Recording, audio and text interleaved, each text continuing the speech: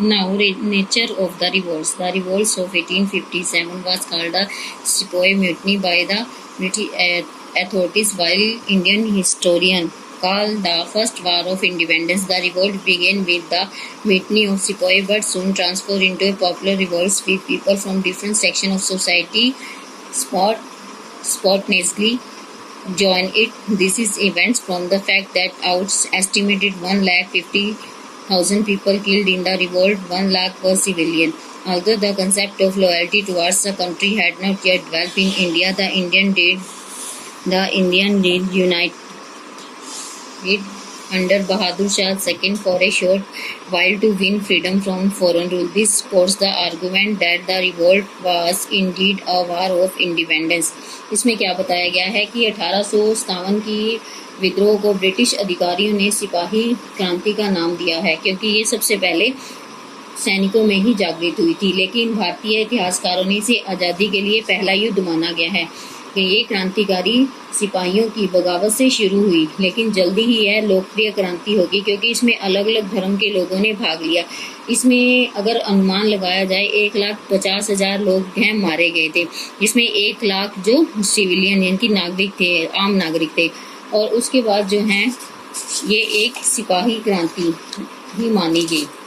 उसके बाद हालांकि देश के प्रति वफादारी की अवधारणा भारत में नहीं आई थी, लेकिन बहादुर शाह के नेतृत्व के थोड़े समय के लिए ब्रिटिश शासन से उसे आज़ादी मिल गई थी। इस तरह से हम इस तरफ को पहुँचे हैं कि यह क्रांति स्वतंत्रता के लिए प्रथम संघर्ष मानी जाती है। Now other center of revolts. The revolt spread to various regions. It won the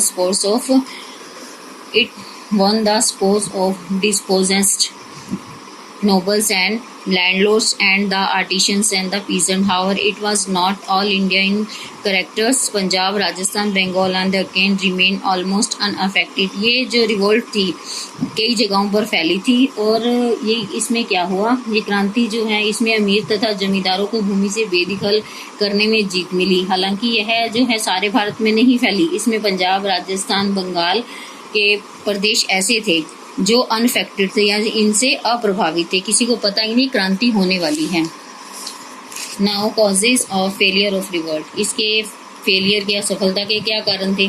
the Indian military technique were outdated. The rebel leader attack experience and coordination, and they failed to consolidate their gain. Moreover, the rebel got almost no support from the British strongholds of Bengal, Bombay and Madras, where the British took all possible precautions to keep rebellion peoples in check. In Calcutta, for example, a regiment of armed guards was formed and given full authority to open fire on people even suspected to rebellious activity, as in Madras, and people suspected of spreading the message of rebellion was arrested and deported to the Andaman Islands. The ruler of many Indian princely states remained aloof, and some rulers like Sindh of Gwalior, Nizam of Hyderabad, ruler of Nepal, and some Rajput princes, the ruler of Patiala, Nabha, Kashmir, and some chieftain of Punjab even helped the British in suppress the revolts. Another weakness of revolts was the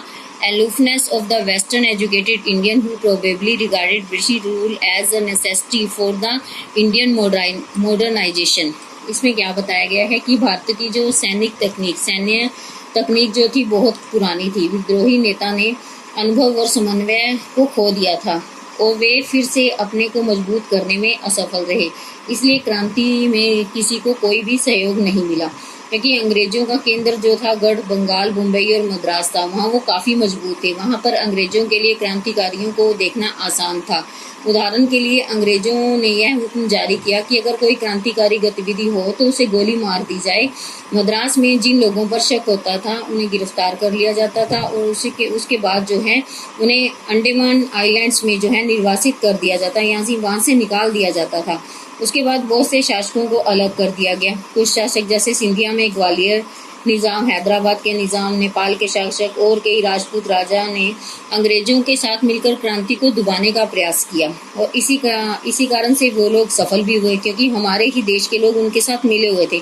इसमें कई लोग ऐसे थे जो पश्चिम शिक्षा को मानने वाले थे और वो अंग्रेजी शासन का बहुत सम्मान करते थे। वे समझते थे कि भारत में आधुनिकता के लिए ब्रिटिश शासन जो है बहुत ही आवश्यक है। Now result of the revolts, अब इसके परिणाम क्या हुए? The revolts mark the end of the East India Company rules in India and the British crown took over the administration to British Indian territory in 1858. A cabinet rank minister called the Secretary of State for India was put in charge of British political affairs in India. He was responsible to the Parliament. The Governor General under the company became known as the Viceroy. Viceroy was answerable to the Crown through the Secretary of State. Lord Canning, the last Governor General under the company, became the first Viceroy under the Crown. At the दरबार जिसमें लोग इकट्ठे होते थे, held in Allahabad on 1 November 1858, यानी उन्होंने 1857 की क्रांति के बाद ये दरबार लगाया। He read out the Queen Proclamation, उसने जो है क्वीन या रानी के लिए घोषणा की। In the appreciation of the loyalty shown by the Indian Prince during the revolts, the proclamation discontinued the doctrine of lapse and promise not to annex any more territory, और उन्होंने प्रॉमिस भी किया कि भारत के और किसी राज्य के अपने में नहीं मिलाएंगे। It also promise non interference in India religions and social custom, और उन्होंने ये भी विश्वास दिलाया कि उनके धार्मिक और सामाजिक जो है उनके रिवाजों में वो कोई इंटरफेरेंस नहीं करेंगे। This mean that the British would no longer take interest in social and religious reform. They hope this would win them loyalty to the orthodox section of the society. To win the loyalty of the zamindar, British recognized their tradition and rights and also gave them honors and title. उन्होंने उसके लिए उसे जो जमींदार थे उनके पूरे वफादार थे उन्हें कई इनाम भी दिए, उन्हें ऑनर्स यानी ईमानदार और का शीर्षक भी दिया।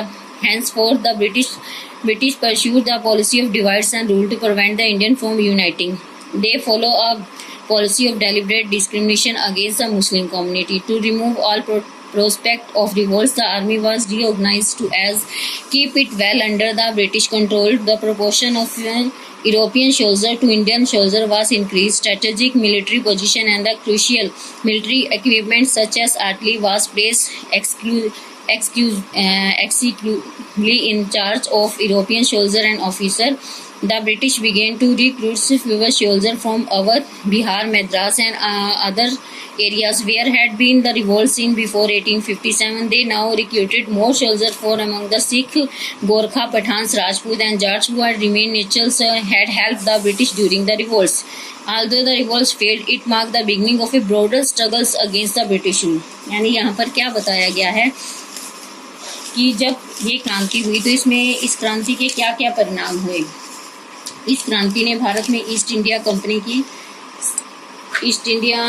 का जो है अंत पर पहुंचा दिया। और इसमें क्या हुआ, ब्रिटिश सरकार ने जो है ब्रिटिश संसद में 1858 में जो है एक कानून पारित किया गया जिसमें सारे अधिकार जो है ब्रिटिश ईस्ट इंडिया कंपनी के सारे अधिकार ब्रिटिश साम्राज्य के हाथों में सौंप दिए गए ताकि भारतीय मामलों में सबसे उन्हें अच्छी तरह से संभाला जाए। कौन संभालेंगे? ब्रिटिश मंत्री भारत के एक सदस्य के मंत्री के रूप में नियुक्त किया गया तथा उसे सलाह देने के लिए परिषद का निर्माण किया गया और इस भारत के गवर्नर जनरल को वायसराय का ओहदा दिया गया। उसे इंग्लैंड के राजा और राजा रानी का निजी प्रतिनिधि घोषित किया गया। उन्होंने जमींदारों की वफादारी को जीत लिया।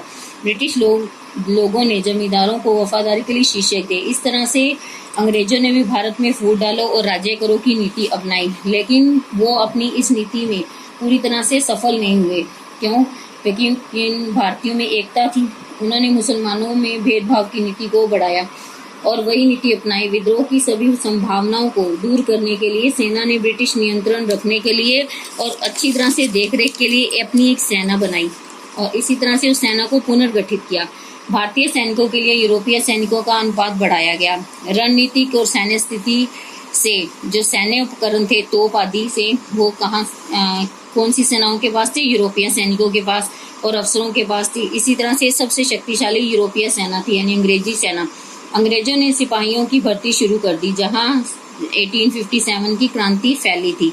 उन्होंने जबरन लोगों को जो है भर्ती करना शुरू कर दिया। इसमें सिख, गोरखा, पठान, राजपूत, जाट सभी सैनिक थे और जिन्होंने ब्रिटिश सैनिकों को क्रांति के दौरान मदद की थी।